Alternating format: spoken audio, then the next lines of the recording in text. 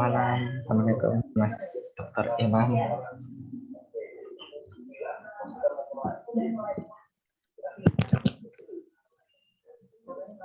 Halo, selamat malam Mas. Selamat malam. Assalamualaikum Mas Dr. Imam. Selamat malam. Gimana Hobi kabarnya? Alhamdulillah baik. Kita mau bahas apa malam ini? Gimana? Kita mau bahas apa malam ini? Suaranya kok kurang jelas ya? Halo, bisa kedengaran? Iya, kedengaran. Ya. Malam ini kita mau bahas apa? Membahas mengenai pengalaman SMP dan SMA yang baik dan pengalaman sebagai mahasiswa. Apa ya? Pengalaman organisasi sebagai mahasiswa. Nah, oh ya, Organisasi ya. Ini lagi longgar ya? SMP, iya ya, lagi nggak ada kerjaan sih sekarang. Kalau SMP itu aku nggak pernah ikut organisasi, cuma memang ya belajar, dapat belajar, terus ya disiplin. Waktu kalau sekolah ya nggak pernah telat. Nah, kalau SMA baru ikut organisasi, namanya organisasi Paskibra. Jadi itu lebih disiplin lagi, kita diatur dari kendaraan bermotor harus 40 km per jam kecepatannya, terus harus disiplin jam 6 harus ikut organisasi itu setiap hari Minggu. Apel tidak boleh telat. Nah, sekarang apa kan kuliah? Oh, bukan. Itu pengalaman baiknya selama SMP ya. Kalau SMA gitu kan setahu pada organisasi. Kalau SMA ada pengalaman baik gitu kayak ikut organisasi atau ekstrakurikuler gitu. Karena banyak tuh ya, organisasinya SMA. Nah, kalau SMA kan ikut organisasi Paskibra tuh, pasukan pengibar bendera. Jadi itu pengalaman ya dapat juara 1 tingkat Kabupaten Lombok Tengah. Wow. Juara 1, akhirnya kita dikirim ke tingkat provinsi. Ya, provinsi kita diadu lagi sama seluruh Nusa Tenggara Barat. Dapat juara 4 kalau nggak salah di provinsi. Itu pengalaman SMA ya, pengalaman SMA. Ikut Paskibra itu berarti yang apa ya, ngasih jalan tuh pelajarnya sendiri atau sebagai muridnya sendiri, atau yang ngasih jalan tuh gurunya? Gimana? Maksudnya gimana? Katanya pernah menang lomba sebagai Paskibra itu yang jalan sendiri, sebagai murid itu jalan sendiri atau ada guru yang ngasih jalan gitu? Oh enggak, ini memang lomba antar sekolah terus tingkat kabupaten. Awalnya tingkat kabupaten ya kami menang juara 1, terus lomba tingkat antar provinsi. Ya, jadi di provinsi diadu lagi, baru juara 4 di provinsi. Ya lumayan lah. Itu dapat penghargaan juga ya? Kalau di tingkat kabupaten ya dapat penghargaan juara 1, tapi di provinsi kan nggak dapat karena juara 4. Oh iya. Kalau boleh tahu dulu SMA-nya, nama SMA-nya apa? Terus di sekolahnya itu terus SMA-nya itu dekat rumah atau bagaimana? Kalau SMA ya mungkin sekitar 1 kilo lah dari rumah. Jadi 1 kilo? pakai motor ya 1 kilo. Wow. Bolak-balik ya 2 kilo ya. Nama SMA-nya apa dulu?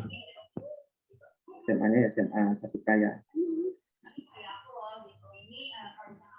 Gimana? SMA Negeri 1 Praya. Oh, SMA Negeri 1 Praya. Wow, negeri juga. Ya, SMA Negeri 1 Praya.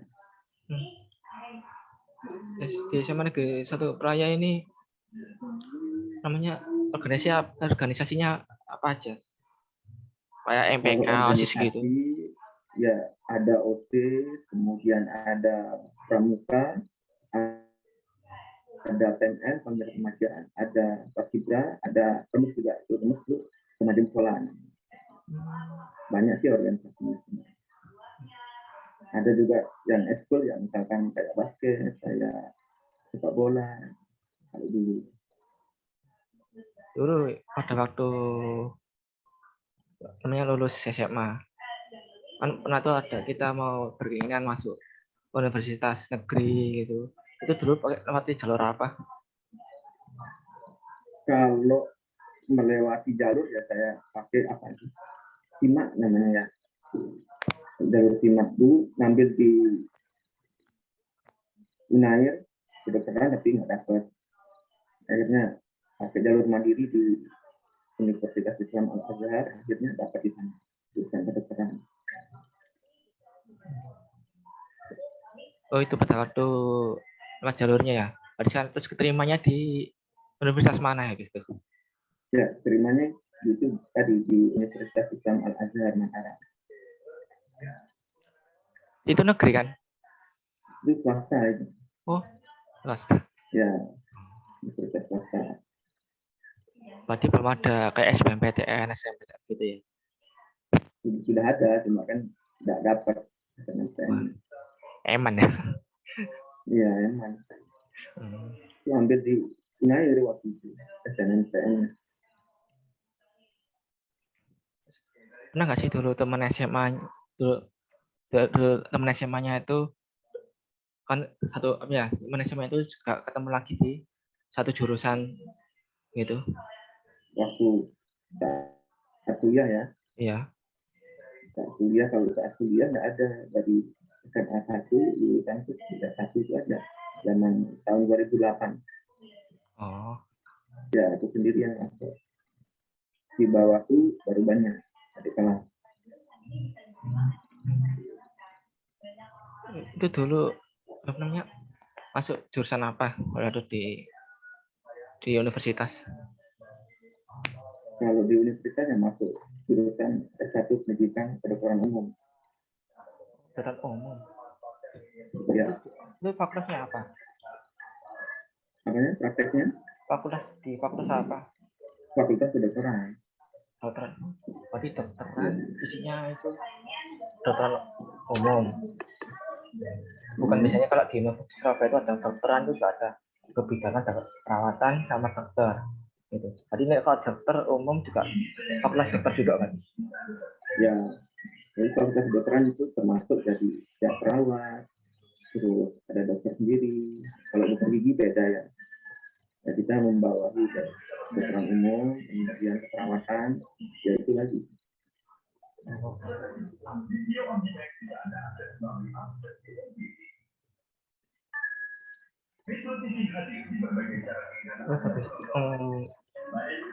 Pernah ikut organisasi apa aja di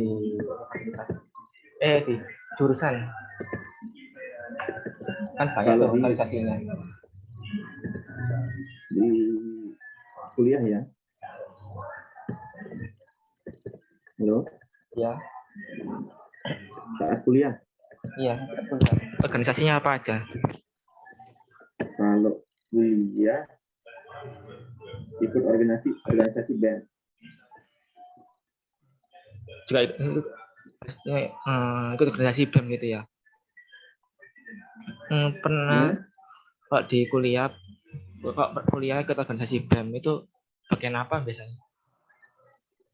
Dulu saya di BEM itu bagian dokumentasi. Bukan dokumentasi. Berarti ya. Kalau boleh tahu di namanya berarti BEM nama BEM kedokteran masuk jurusan dokter umum, bener kan? Gimana? Kan katanya di Universitas Islam Al Azhar Mataram ini masuk fakultas kedokteran jurusan dokter umum, benar? Iya benar. Nah, berarti cuma ikut BEM aja. Iya, ikut BEM aja. Kalau boleh tahu organisasi di fakultas kedokteran apa aja? Kita cuma hanya ada BEM aja di fakultas kedokteran. Oh, BEM aja? Ya, hanya ada BEM saja. Kalau misalkan kayak olahraga, ya kita sharing aja sama teman-teman. Karena itu di luar kampus, kan. Kayak basket, badminton, jadi di luar kampus. Selama ikut BEM pernah nggak sih ada miss-nya gitu. Kalau ada miss ya pasti setiap organisasi kita kan banyak pemikiran, otomatis pasti banyak orang yang ingin menang, ya, tapi kita harus sama-sama dewasa, ya kita harus mengalah mana yang benar, nanti kita diskusikan, kita ambil musyawarah mufakat.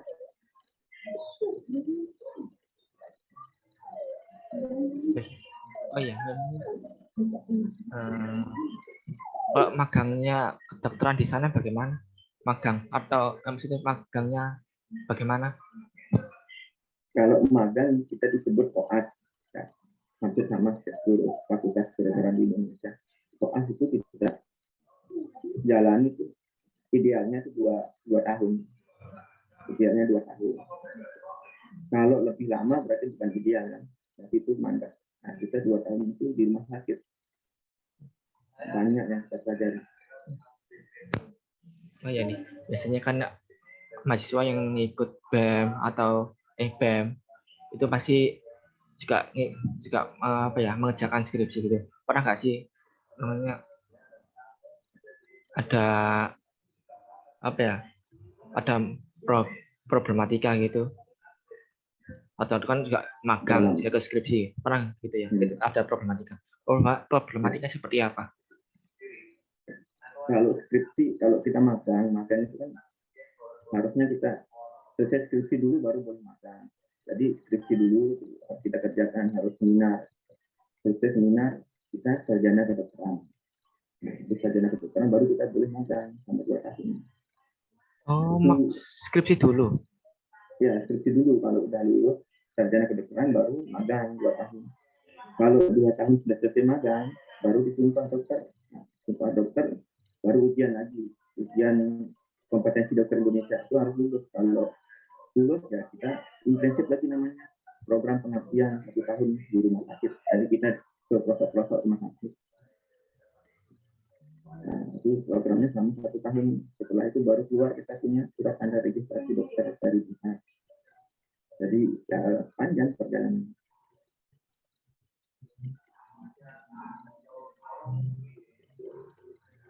Atau kalau skripsi dulu habis itu magang. Kalau di Surabaya itu biasanya Jawa biasanya tuh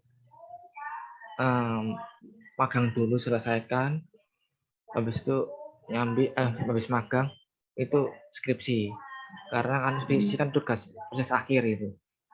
Juga ada banyak mahasiswa Jawa itu BEM, ikut BEM juga ada skripsi, itu problematikanya banyak. Ada yang karena terkendala transportasi, terkendala manajemen waktunya gitu. Menurut Dokter Imam ini ada nggak sih disadvantage dan advantage-nya mengikuti BEM gitu? Kesulitannya mengatur waktu ya. Manajemen waktunya itu ya? Ya, manajemen waktu. Ya itu tadi, karena kita berbeda. Kalau skripsi itu ya di awal itu sarjana kedokteran itu kita, sebelum itu kita harus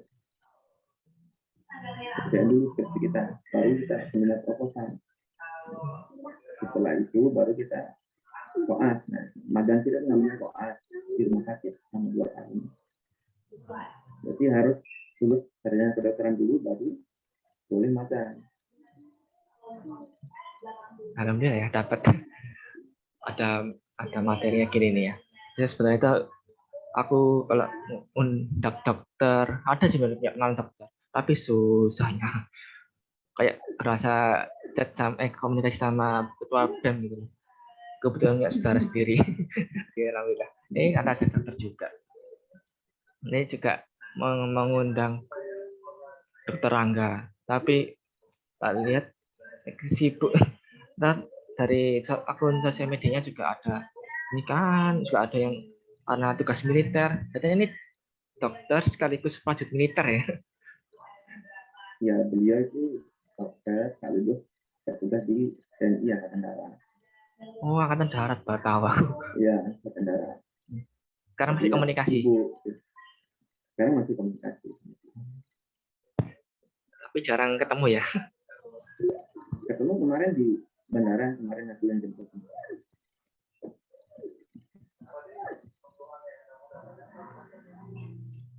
Oh iya, aku dengar juga di Mataram itu ada infonya sirkuit Mandalika ya. Itu Iya di berita gitu ya, terlalu viral atau rumor gak sih di sekitar Mataram? bukan viral dan rumor, itu fakta. Jadi hari ini kan sudah selesai balapan USBK, sudah ada juaranya. Jadi benar itu Pertandingan. pertandingan World Superbike sudah diadakan hari ini terakhir, tadi sore terakhir. Itu memang perlombaan atau masih uji? Perlombaan Itu memang perlombaan atau masih uji sirkuit? Sudah dilombakan. Oh, udah dilombakan. Iya, sudah dilombakan. Tahun depan rencananya mungkin MotoGP kalau tidak salah. Bulan Juni atau Juli. Oh iya, tanya. Kabarnya Bapak gimana sekarang di Lombok? Bapak, ya Bapak, alhamdulillah baik. Oke, sehat-sehat. Alhamdulillah. Sekarang masih tugas di Kapolres ya? Tugasnya di Polda sekarang. Oh.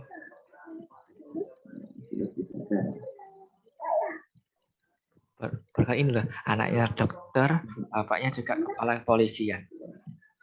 AKBP lagi. Ya. Ini Mas Obi rencananya apa Mas Obi habis selesai kuliah di mana? Di kerja atau lanjut S2, 3, profesor atau di mana? Sebenarnya sih habis kuliah ini apa ya?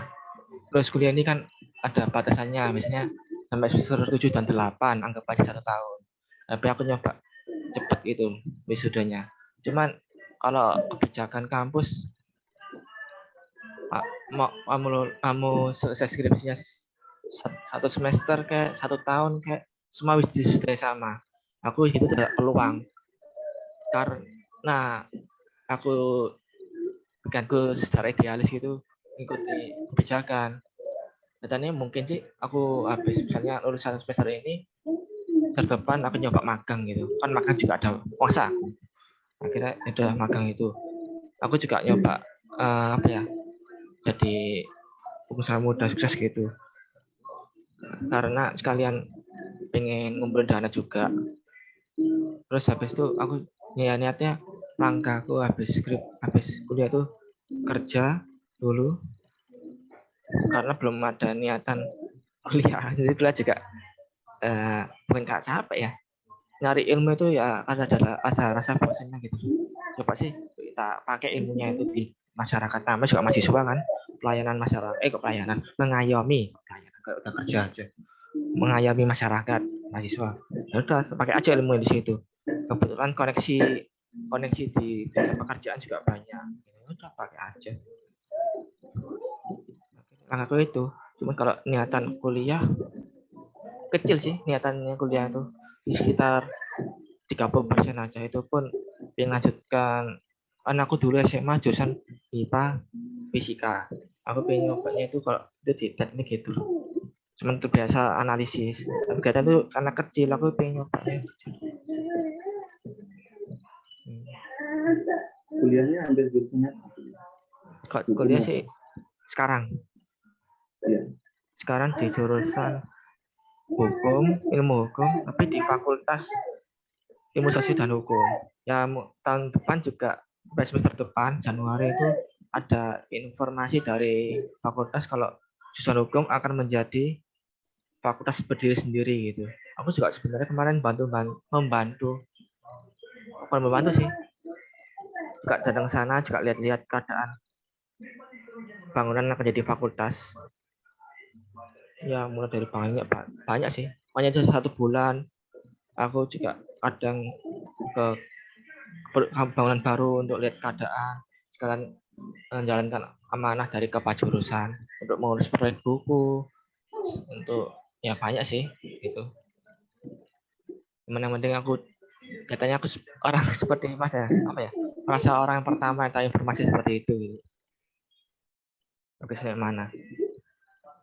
Ya menurutnya Dokter Imam sekarang kan di Jawa Bali PPKM level 2 nggak salah ya. Nah, Iya, iya. menurutnya itu efektif nggak sih dengan PPKM dilonggarkan, dengan prokesnya itu banyak yang nggak jalan gitu. Sebenarnya kalau efektif nggak efektifnya tuh kembali lagi pada diri kita sendiri. Karena harus benar-benar patuh terhadap protokol 5M. Nah, sekarang banyak yang di luar yang nggak pakai masker, di rumah sakit pun banyak yang nggak pakai masker. Nah, dari sana aja kita sudah nggak bisa namanya memperhati. Pemerintah sudah bagus, sudah menerapkan protokol 5M, cuma ya kembali lagi ke diri kita sendiri. Bagaimana kita legowo untuk menerapkan protokol 5M. Meskipun orang-orang berpikirnya itu, aku sudah vaksin kok, berarti kan prokes kan juga nggak apa ya, nggak wajib gitu namanya ditaati. Jadi kita sudah vaksin, berarti sudah vaksin dosis kedua. Artinya aku juga nggak wajib kan, begitu prokes sudah vaksin juga. Apalagi terbantu dengan bukti kalau PPKM itu tidak dilonggarkan. Banyak tuh orang Surabaya juga PPKM dilonggarkan meskipun sudah level 2. Artinya juga ada yang mendekati zona kuning, mendekati zona hijau. Banyak itu nggak ada peraturan. Meskipun sebenarnya Dokter Imam ini dengan sudah vaksin, terus progresnya nggak jalan, hanya mungkin kalau nggak jalannya itu 70% nggak jalan, sisanya jalan dengan PPKM melonggar. Itu ada manfaatnya nggak biasanya dari vaksin itu sebagai menurut Dokter Imam sebagai dokter umum? Kalau dari vaksin itu sangat bermanfaat, karena vaksin itu 70% itu kita terhindar dari penyakit itu, mortalitas kematian. Mungkin orang yang vaksin dengan nggak vaksin, kalau terkena COVID, ya orang vaksin masih bisa terkena COVID, tapi dia tidak separah orang yang tidak divaksin. Bedanya di sana.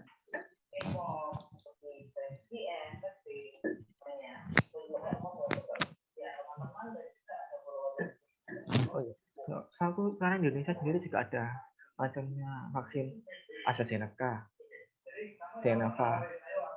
Itu katanya penting itu AstraZeneca ya. Untuk vaksin banyak macamnya, ada yang Sinovac, ada yang AstraZeneca, ada yang Pfizer, itu banyak. Macamnya banyak, tapi pada dasarnya sih sama. Nah, menurut Dokter Imam ini kan banyak rumornya. Vaksin AstraZeneca ini paling ampuh gitu loh, 90% bisa melindungi masyarakat dari virus COVID.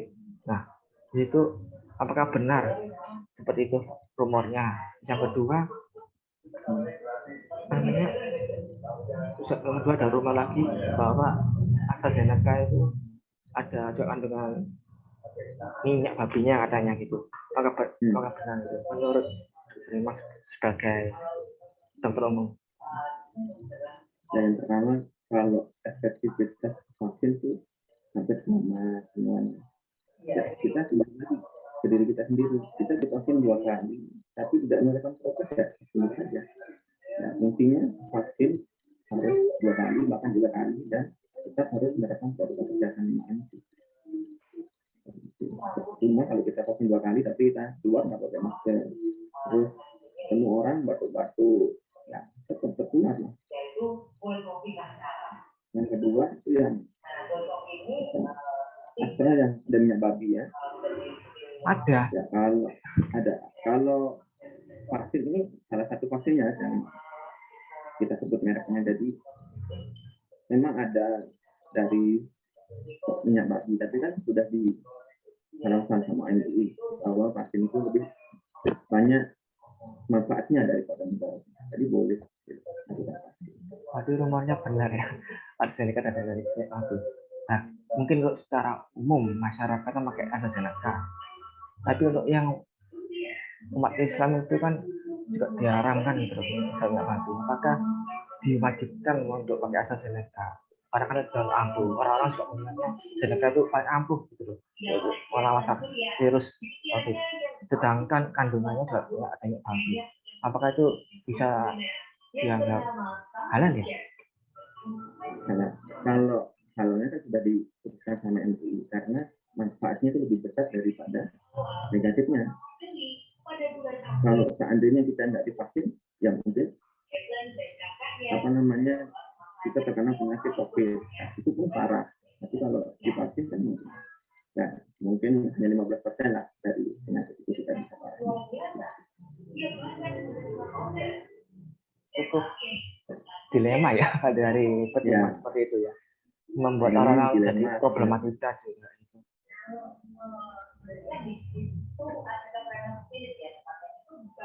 Diterima jenis vaksin apa yang ada satu dampak jenis vaksin. Nah, itu tingkatan vaksin yang paling rendah sama paling kuat itu apa? Paling ampuh lah. Paling ampuh. Ya tadi rendah paling rendah. Ya kalau dinilai dari itu ya paling rendahnya ya Sinovac. Paling bagusnya Pfizer. Pfizer itu paling bagus. Pfizer Moderna itu bagus lah. Ya cuma kembali lagi kalau kita nggak terapkan protokol 5M ya cuma saja. Hanya membantu kita dalam berusaha untuk menjaga diri dari virus vaksin. Untuk vaksin itu hanya untuk membantu kita untuk menjaga diri dari virus COVID ini. Ya, kok nggak lupa ya jenis vaksinnya. Dengan vaksin Pfizer, AstraZeneca, Sinovac, ya benar nggak sih 4 ini? Moderna, Pfizer ada. Moderna, Pfizer, AstraZeneca, Sinovac, sama Sinovac, benar? Iya. 5. Iya, 5. Ada lagi vaksin Bio Farma. Ya, aku juga dengar sih dari berita nasional di Indonesia ini di Universitas Airlangga bagian dokteran itu ada dokter yang dokter atau peneliti ya itu menciptakan vaksin baru lagi, tapi mereknya itu apa ya? Ada dari rumornya itu vaksin baru untuk dosis ketiga katanya. Tapi belum terbit ya vaksinnya. Gimana? Belum dikeluarkan vaksinnya dari Unair. Ya, cuma info aja. Kalau diinformasikan kalau ada vaksin baru itu sebagai dosis ketiga. Kan banyak kan masyarakat hanya dosis kedua. Kalau dosis ketiga hanya untuk tenaga medis saja. Nah, katanya ini untuk masyarakat pakai vaksin dosis ketiga itu dari uji cobanya dokter di UNER. Itu vaksin apa? Aku lupa namanya. Sebenarnya juga pengen cari aku. Itu namanya itu juga adanya uji coba pertamanya dari hewan dulu karena efektif, terus dicoba dari manusia. Nah, aku juga kurang paham mengenai biologi karena aku dulu juga dari SMA nggak paham biologi. Apakah namanya vaksin kan untuk melindungi manusia. Nah, kalau dicoba di hewan dulu, terus baru dicoba di manusia. Jadi itu maka perlu pertimbangannya dari segi masyarakatnya. Kalau masyarakat itu tahu. Perlu membawa. Gimana? Pertanyaannya gimana? Pertanyaannya. Karena masyarakat tahu kalau namanya ada vaksin baru dan diuji dari dokter UNER. Nah, vaksin baru itu katanya sudah diuji dari hewan, udah efektif. Nah, sekarang mau dicoba ke manusia. Nah, kira itu perlu nggak sih masyarakat mempertimbangkan adanya vaksin baru itu? Menurut dokter? Mempertimbangkan dari segi kesehatan. Iya benar. Kalau dari segi kesehatan ya vaksinnya pasti membantu apapun dari vaksinnya. Harus ada himbauan. Nah, kalau seandainya vaksin ini kan belum terbit nih di masyarakat umum kan, nah itu kan harus diuji coba dengan banyak sekali uji coba. Setelah uji coba, kan ada pihak-pihak tertentu yang mengatakan bahwa vaksin ini sudah pantas untuk diberikan ke masyarakat. Pokoknya layak dipakai gitu ya. Peduli dari mana itu. Ada suara anak kecil ini anaknya kan? Ya. Sebenarnya banyak sih pertanyaan mengenai medis gitu. Misalnya bagi banyak rumor soal vaksin, terus banyak orang yang mempertimbangkan harus di PPKM, banyak. Cuman ya bukan waktu yang tepat mungkin ya pertanyaan itu ya. Medis. Apa lagi? Sudah. Nah ini. Untuk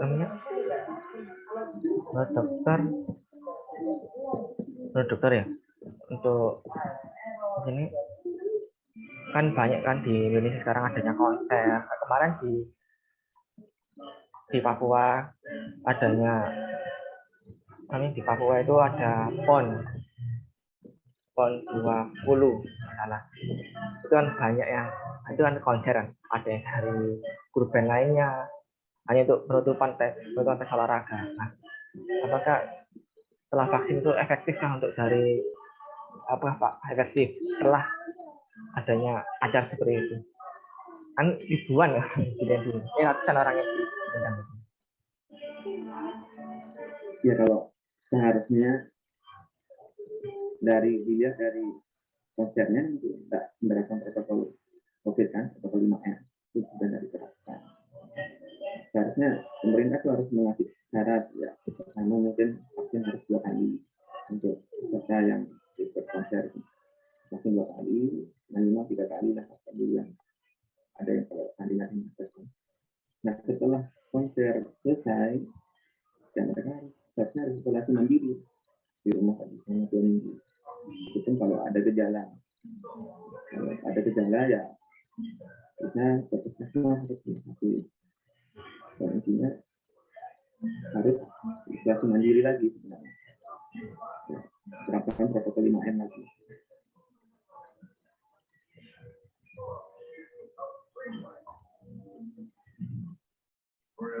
Oh iya, namanya nah kalau misalkan gitu setelah acara tersebut, acara seperti itu, meskipun udah vaksin, ada beberapa orang yang ikuti progres, misal karena memang jelek ya, karena acara seperti itu ada banyak masyarakat yang kena gitu. Apakah menjadi berita yang heboh gitu ya, sehingga membuat PPKM-nya naik lagi? Terima. Ya kalau masuk berita, ya pasti heboh. Tapi kan selama ini nggak masuk berita konser-konseran. Ada Pak Presiden sana itu yang kita kok bingung ya, ada Pak Presiden nah, pakai masker, orang di sana pakai masker. Ya tapi yang penting rasanya juga ada 5M. Ini ada pertanyaan penting dari undang-undang sendiri. Katanya virus COVID sekarang kan ada varian Delta, ada yang entah varian Delta atau yang paling tinggi juga. Apakah dari virus itu bisa mengalahkan vaksin yang vaksin kita suntikan ke masyarakat itu? Karena sebelumnya ada virus pertama yang kena manusia, jadinya itu membuat kita harus divaksin. Nah, karena ini kan ada virus varian baru Delta, apakah masih apakah bisa mengalahkan sih, bisa udah mengalahkan vaksinnya itu, apalagi dengan prokesnya nggak renggang gitu. Menurut dokter gimana? kalau vaksin ini kan kita tidak melindungi semua 100%, paling hanya 70-80%. Itu pun tergantung lagi vaksinnya. Ya. Melindunginya dalam arti walaupun kita sudah divaksin tetap terkena virus COVID-19, tapi tidak separah yang tidak vaksin. Mungkin yang vaksin ya paling gejalanya demam, ya sakit tenggorokan. Kalau yang tidak vaksin bahkan bisa sampai sesak napas, tidak lebih lagi, ya, bisa sampai pada ventilator. Bedanya itu sama yang vaksin dan tidak vaksin. Berarti meskipun jenis virus apapun itu yang penting sudah vaksin gitu ya. Ya, kalau vaksin itu tidak melindungi kita 100%. Aku berasa lagi datangi dokter lagi praktek ya. Jadi pertanyaan. Baik, itu saja. Oh ya, ini podcastnya aku publik di YouTube, nggak apa-apa kan? Untuk sebagai informasi gitu. Gimana? Ini podcast ini aku publik di YouTube, nggak apa-apa kan? Oh, nggak apa-apa. Oke. Soalnya kan diedit lah yang kata-kata nggak pantas. Ya. Aku kemarin juga podcast sama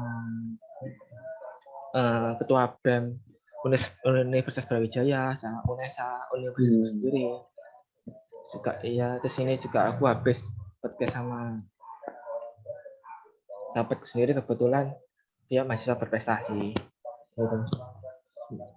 Nanti masuk di sini aku akan podcast ini untuk cari informasi penting lah gitu loh.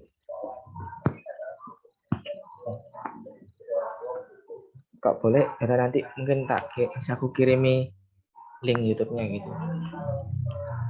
Nah, ini aku tapi nanti diedit dulu ya. Iya, udah terangkai ini Kak dibalas juga. Oh, masih ada acara besok dia bilang. Nggak apa-apa.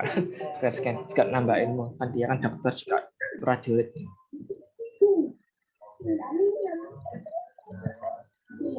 Habis ini ada acara lagi, dokter. Nggak ada acara. Longgar ya?